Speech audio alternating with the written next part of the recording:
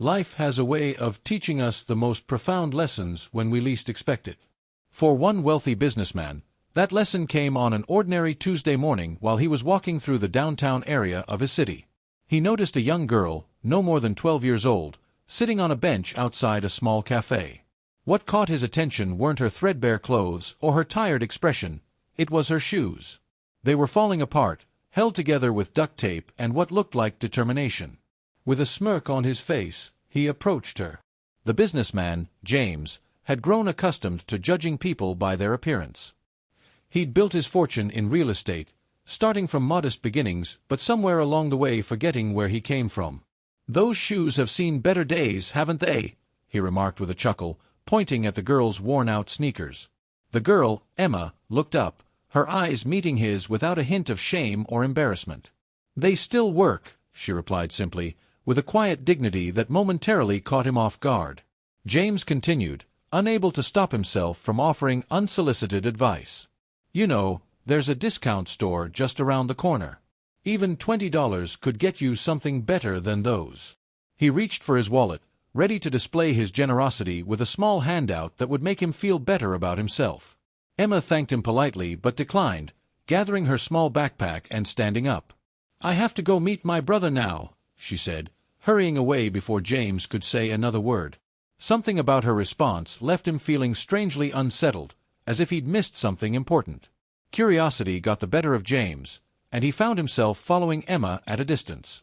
He told himself it was concern for the child's welfare, but deep down, he knew it was something else, something he couldn't quite name. He watched as she met a younger boy outside a school building. The boy's clothes were as worn as hers, but his smile when he saw his sister lit up the entire street. James moved closer, remaining partially hidden behind a tree, close enough to hear their conversation. "Did you eat lunch today?" Emma asked her brother. The boy shook his head. Ms. Parker was absent, and the substitute didn't know about the free lunch program. Emma nodded understandingly, then sat down on a nearby bench and began removing her shoes. James watched, confused, as she handed the tattered sneakers to her brother. "Here, try these on. They should fit you now," she said. The boy's eyes widened. "But what will you wear?" Emma smiled, pulling a pair of even more worn-out shoes from her backpack. "I found these in the donation bin. They're too small for me, but I can make them work until we save enough for new ones." James felt something crack inside his chest as he watched this exchange. The girl he had mocked moments ago was giving her only decent possession to her younger brother without hesitation. He remembered the $20 he had so casually offered, thinking it would solve her problems, or more accurately, absolve his conscience. Now he understood why she had declined. It wasn't pride, it was because $20 wouldn't have been enough for both of them.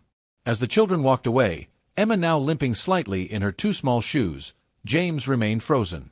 The expensive coffee in his hand suddenly felt cold, his designer watch too heavy on his wrist. He had completely misjudged the situation, seeing only what was on the surface without understanding the depths beneath. And in that moment, he knew he couldn't simply walk away and forget what he had witnessed. The contrast between his life of excess and these children's struggle for basic necessities was too stark to ignore. He thought about his own childhood, how far he'd come, and how thoroughly he'd sealed himself off from the realities faced by others. Something had to change, and it had to start with him. The following day, James found himself returning to the same spot, hoping to see Emma again. His mind had been restless all night, filled with images of the girl and her brother, their quiet dignity in the face of hardship, and the selfless love between them. He brought with him a shopping bag containing 2 boxes of quality shoes, one for Emma and one for her brother, but he knew this gesture was just the beginning of what he needed to do. Hours passed with no sign of the children. Just as he was about to leave, he spotted them walking slowly down the street. Emma was still limping in her ill-fitting shoes. James approached cautiously, aware that his previous behavior had likely left a poor impression. "Excuse me," he called out softly. Both children turned, instantly wary. Emma positioned herself slightly in front of her brother, a protective gesture that spoke volumes about their experiences with strangers. "I wanted to apologize for yesterday," James began, feeling uncharacteristically nervous. "The way I spoke to you was wrong, and I'm truly sorry." His words felt inadequate, but they were sincere. Emma regarded him silently, her young face showing a maturity beyond her years. Her brother peeked around her, curious but cautious. "I brought something for both of you," James continued, holding out the shopping bag. "No strings attached, I promise." Emma hesitated before accepting the bag and looking inside. Her expression remained neutral, but her eyes widened slightly at the sight of the new shoes.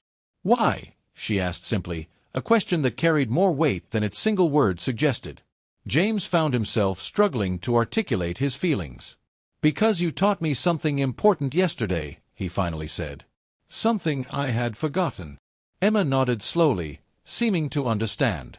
She turned to her brother, showing him the shoes, and for the first time, James saw her smile, a transformation that made her look like the child she was supposed to be. "Thank you," she said, and the genuine gratitude in her voice made James realize how rarely he heard those words spoken without expectation or obligation. The moment felt significant, like the beginning of something important, though he couldn't yet see where it might lead.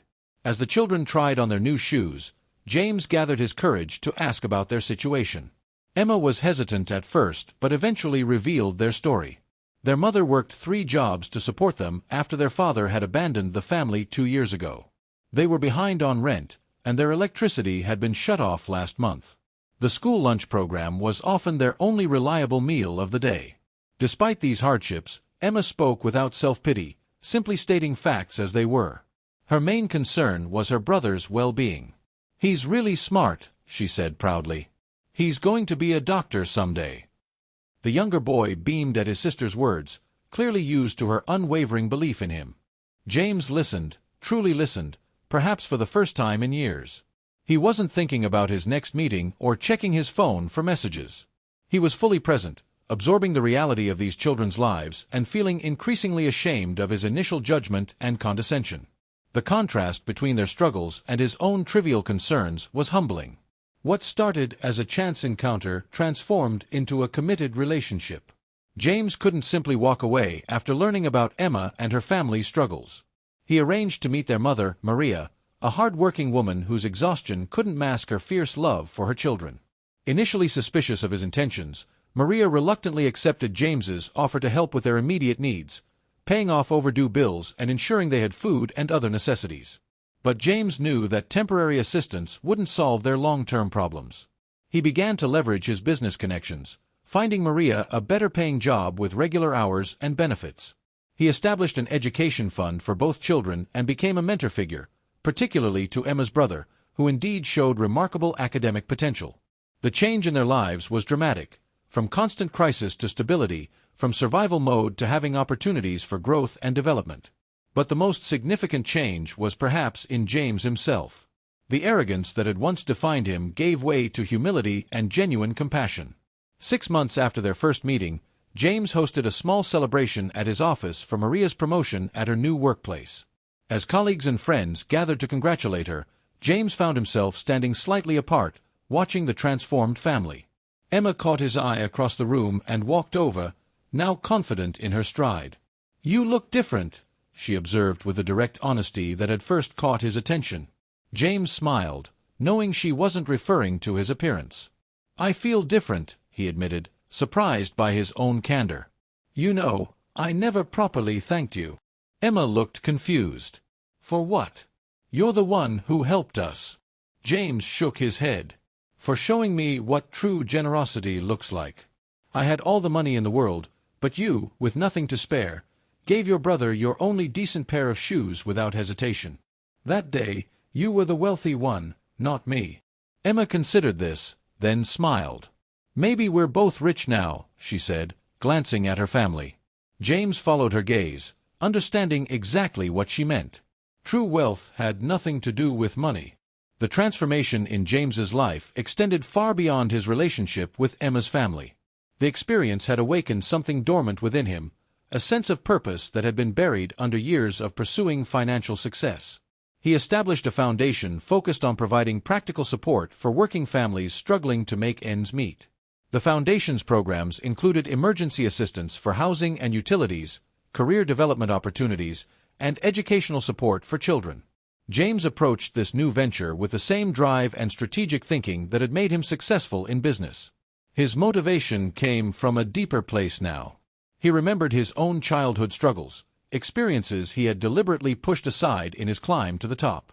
Now, instead of being ashamed of where he came from, he drew strength from it, using his first-hand knowledge of poverty to create truly effective programs. Other wealthy associates, seeing the genuine change in James, began to contribute as well, expanding the foundation's reach throughout the city. Each new family helped reminded him of that first encounter with Emma and the shoes that had changed everything. Emma and her brother became unofficial ambassadors for the foundation, particularly in their school and neighborhood. Their story, carefully anonymized, inspired others to both seek help when needed and offer assistance when possible. Emma, who had once been so focused on mere survival, discovered a talent for public speaking and a passion for advocacy. At 14, she gave her first speech at a foundation fundraiser, moving the audience to tears with her articulate description of what it feels like to be a child responsible for a family's well-being. James watched from the sidelines, his heart full of pride and his eyes damp with emotion. He thought about how close he had come to missing this connection, how his arrogance had almost prevented him from recognizing the extraordinary spirit in the girl with the tattered shoes. His mind flashed back to that first day, his casual mockery, her quiet dignity, the moment he saw her give away what little she had. That moment had broken open his carefully constructed world and allowed something real and meaningful to take root. As Emma concluded her speech, James knew with certainty. The ripple effects of that chance encounter continued to spread, touching lives in ways neither James nor Emma could have anticipated. Local business leaders, inspired by James's example, began creating similar programs in their own communities. A network of support emerged, connecting resources with needs more efficiently than before. James found himself regularly speaking at business conferences, not about maximizing profits but about corporate social responsibility and the unexpected rewards of genuine community engagement. His message resonated particularly with young entrepreneurs who were seeking to build businesses with purpose from the ground up. One evening, after such a talk, a young woman approached him. "Your story about Emma reminded me of my own childhood," she said. "I've been successful in tech, but I've been feeling like something's missing. Tonight I realized what it is, the connection to why I started in the first place, which was to solve problems that affected families like mine." James nodded understandingly. "Success feels hollow without purpose," he replied. "But it's never too late to realign your resources with your values." The conversation continued, planting seeds for yet another transformation. 3 years after their first meeting, James invited Emma and her family to the opening of a new community center in their old neighborhood. The center would provide after-school programs, job training, healthcare services, and a food pantry all under one roof. As James prepared to cut the ribbon, he asked Emma to join him. "This wouldn't exist without you," he told her quietly. Emma, now a poised teenager with plans for college, looked at him questioningly. "I'm serious," James insisted. "You changed my life that day. You showed me what really matters." Emma smiled, her confidence now matching her compassion. "We changed each other's lives," she corrected gently. "That's how it works." As they stood together before the gathered crowd, scissors poised to cut the ceremonial ribbon, James reflected on the beautiful simplicity of Emma's wisdom. We change each other's lives, for better or worse, through every interaction, every judgment, every act of kindness or cruelty. The true measure of success wasn't what you accumulated, but what you contributed. And sometimes, the greatest teachers come in the most unexpected packages. What began as a moment of shame and regret for James had blossomed into a complete reinvention of his life's purpose. The businessman who once measured people's worth by their appearance now saw beyond surfaces to the human stories underneath. His wealth, once a source of pride and separation from others, had become a tool for connection and positive change. James often reflected on how differently things might have turned out if he hadn't followed Emma that day, if he hadn't witnessed her selfless act. He might have continued on his path of comfortable isolation. Instead, he had been granted a second chance to align his outer success with inner fulfillment. The friendship between James and Emma's family deepened over the years, transcending the initial helper-recipient dynamic to become a relationship of mutual respect and affection. They celebrated holidays together, shared meals, and supported each other through challenges. Maria eventually joined the foundation's board, bringing her valuable perspective as someone who had experienced both the struggle and the climb out of poverty. "You know," she told James during one meeting, When you first approached us, I was sure you wanted something from us." James smiled at the memory. "I did want something, though I didn't know it at the time," he admitted. "I wanted to remember who I really was, beneath all the trappings of success." This journey of rediscovery had led him to reconnect with his own estranged family members and to make amends for past arrogance and neglect. He reached out to former colleagues he had stepped on during his climb to the top, offering sincere apologies and, where possible, opportunities to collaborate on new ventures. Some rejected his overtures, their hurt too deep to overcome, but many responded with cautious openness that gradually evolved into renewed trust. James accepted both responses with humility, understanding that genuine change required patience and consistent action over time. His transformation wasn't perfect or complete. He still struggled with old habits of judgment and impatience, but the direction of his life had undeniably shifted toward greater authenticity and purpose. And it all began with a pair of tattered shoes and the extraordinary girl who wore them with dignity. Emma's high school graduation day arrived with much celebration. James sat with Maria and her younger son, watching with immense pride as Emma walked across the stage as valedictorian. Her speech echoed themes of resilience, community, and the power of seeing beyond circumstances to possibilities. "4 years ago," she told her fellow graduates, "I met someone who changed my life by seeing not just what I lacked, but what I had to offer. He taught me that generosity isn't measured by how much you give, but by how much you hold back for yourself." Her eyes found James in the audience, and she smiled. Sometimes the people who seem to have everything are the ones most in need of receiving, and those who seem to have nothing are the ones with the most to give. After the ceremony, as they gathered for photos, Emma handed James a small gift box. Inside was a keychain with a tiny shoe charm. Attached was a note that read, "Thank you for walking alongside us on this journey. The path ahead looks brighter because you helped clear the way." James, not usually emotional in public, found himself blinking back tears. That evening, as James drove home from the graduation celebration, he reflected on the journey that had begun with a moment of casual cruelty and evolved into one of life's greatest blessings. He thought about how easily we dismiss others based on superficial judgments, how quickly we categorize people as less worthy of our attention or respect. And he thought about Emma, how she had given her shoes to her brother not as a calculated act of charity but as a natural expression of love. In that simple gesture, she had embodied a truth that many adults spend lifetimes trying to learn. Our humanity is defined not by what we possess but by what we're willing to share, not by how we protect ourselves but by how we care for others. As he pulled into his driveway, James made a silent promise to himself and to the universe that had orchestrated that fateful meeting. He would never again walk past someone in need without truly seeing them. He would remember that behind every worn-out shoe, every threadbare coat, every tired face was a story deserving of respect and a person capable of teaching profound lessons about what truly matters in this brief, precious life we share. Life's most significant moments often come disguised as ordinary encounters. What appears at first glance to be a simple interaction, a wealthy man noticing a poor girl's shoes, can unfold into a narrative of transformation that touches countless lives. This story reminds us that true wealth isn't counted in dollars but in moments of connection, in opportunities to grow beyond our limitations, and in the courage to see others, and ourselves, more clearly. It challenges us to question our assumptions about success and value, about who has something to offer and who stands to gain. Perhaps today, you've encountered someone without really seeing them, made a judgment based on appearance, or missed an opportunity for meaningful connection. Or perhaps you've been on the receiving end of such judgment, feeling invisible or diminished by someone else's narrow perception.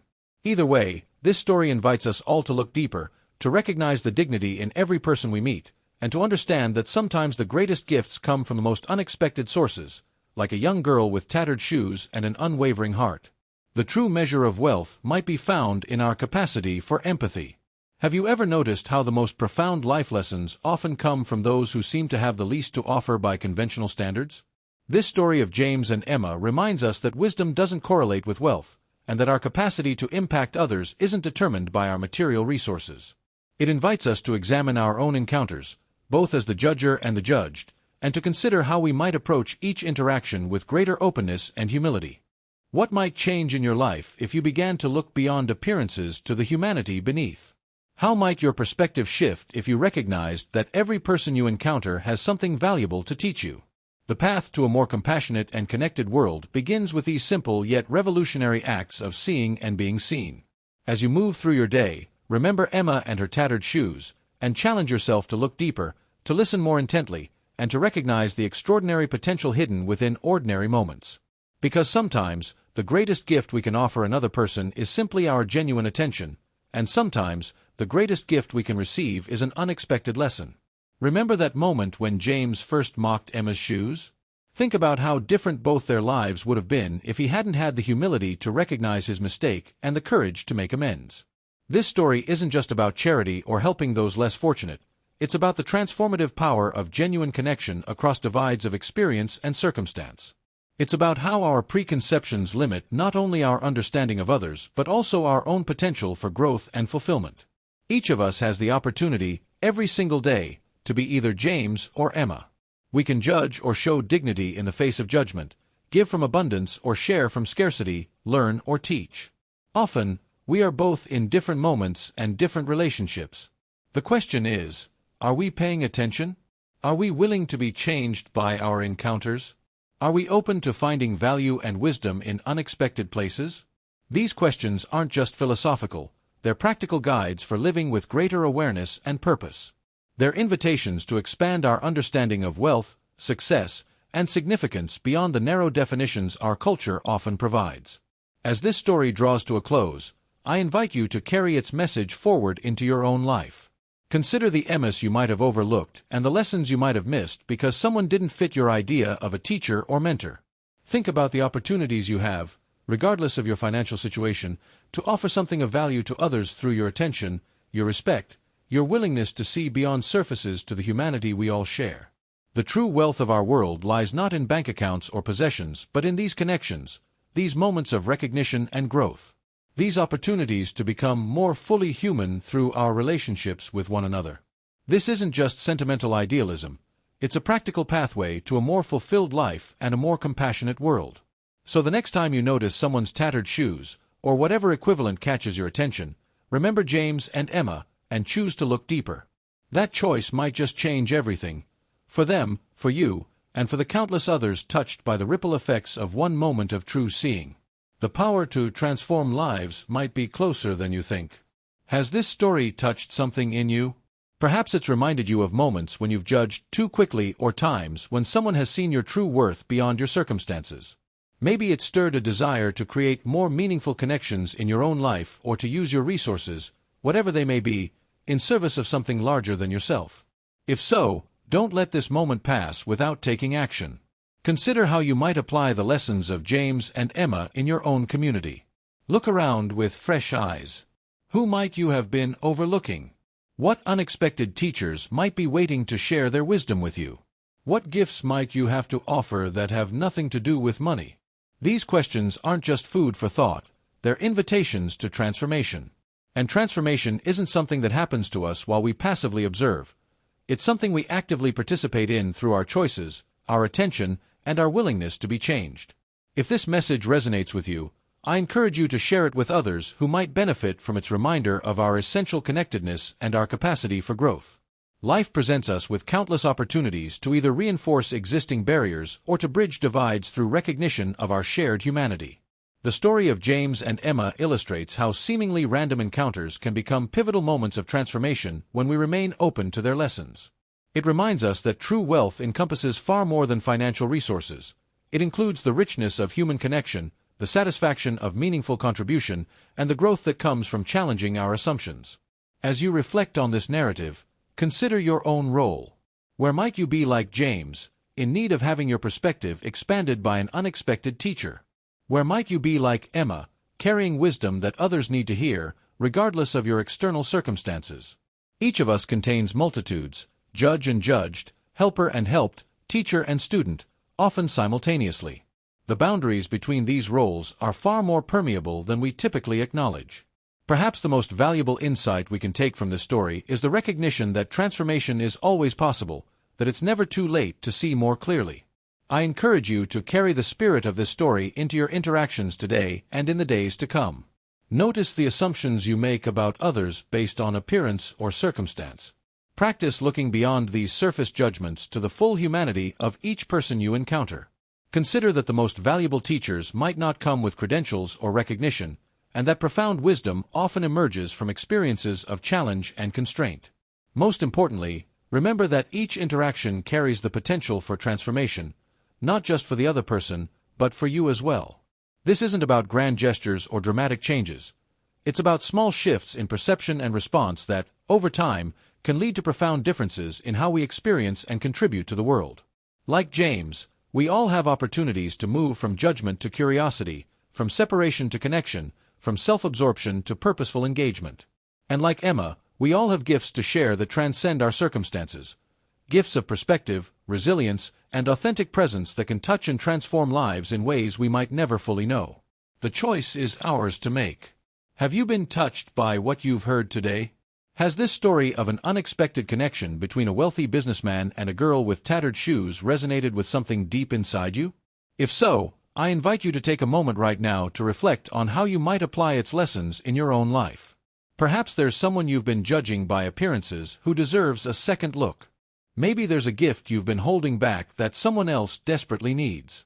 Or perhaps you simply need the reminder that your worth isn't determined by your material possessions. Your worth is defined by your capacity for connection, compassion, and growth. Whatever insights this story has sparked for you, don't let them fade away as you move on to the next video or the next task on your to-do list.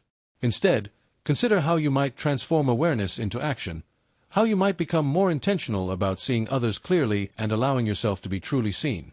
This story reminds us that transformation isn't just possible, it's constantly available to us through our everyday encounters and choices. But it requires something from us. It requires the humility to recognize our limitations, the courage to move beyond them, and the willingness to be changed by what we discover. James found his life profoundly enriched when he looked beyond Emma's tattered shoes to the extraordinary spirit they contained. What might you discover if you began to look at the people in your life with that same quality of attention? What treasures might be hiding in plain sight, waiting for you to notice them? And what parts of yourself might be revealed through these more authentic connections? These aren't just rhetorical questions. They're invitations to a richer, more meaningful way of moving through the world.